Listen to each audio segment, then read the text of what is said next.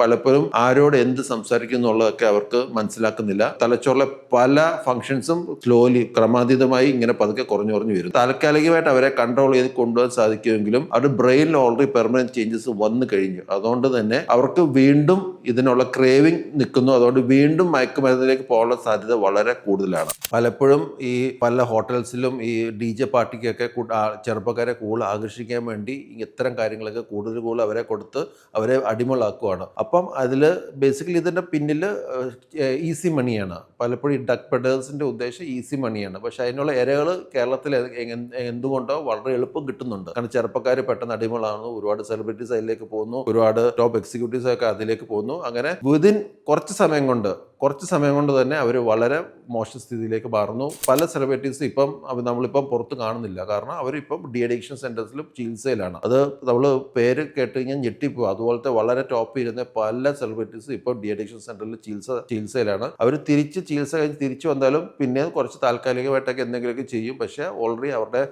തലച്ചോറിന്റെ പ്രവർത്തനമൊക്കെ വളരെയധികം കുറഞ്ഞിരിക്കുന്ന സമയത്ത് കോഗ്നിറ്റീവ് ഡിക്ലൈനും ബിഹേവിയറൽ അബ്നോർമാലിറ്റീസും അവരുടെ നോൺ നാച്ചുറൽ സ്കിൽസ് എല്ലാം നഷ്ടപ്പെട്ടുകൊണ്ട് അവർക്ക് പലപ്പോഴും അവരുടെ ലൈഫ് ലോങ് അവരൊരു വലിയൊരു മോശ സ്ഥിതിയിലേക്ക് പോകും. അപ്പം ഓർക്കുക, മയക്കുമരുന്ന് ഒരാവണ പോലും കഴിച്ചാൽ അത് വളരെ അപകടപ്പിച്ച ഒരു സംഭവമാണ്. അത് നമുക്ക് മാത്രമല്ല, നമുക്ക് ഈ മയക്കുമരുന്ന് അടിക്കുന്ന ആൾക്കാർക്ക് മാത്രമല്ല, അയാളുടെ ചുറ്റുമുള്ള ആൾക്കാർക്കും വളരെയധികം ബുദ്ധിമുട്ടാണ്. നമുക്ക് നമ്മുടെ കുടുംബത്തിൽ ഒരാൾക്ക് മയക്കുമരുന്ന് അടിമയായി കഴിഞ്ഞാൽ അതിന്റെ ദൂഷ്യഫലങ്ങൾ നമ്മൾ എല്ലാവരും അനുഭവിക്കണം. അപ്പോൾ എപ്പോഴും ശ്രദ്ധിക്കുക, സ്കൂൾ തലത്തിൽ മുതലേ ഇതിൽ ഏതെങ്കിലും രീതിയിൽ എന്തെങ്കിലും സൂചന കിട്ടുവാണെങ്കിൽ അപ്പം തന്നെ അതിനെ കംപ്ലീറ്റ് സ്റ്റോപ്പ് ചെയ്യാൻ വേണ്ടിയുള്ള ഒരു സിസ്റ്റം നമ്മൾ ഡെവലപ്പ് ചെയ്യേണ്ടതാണ്.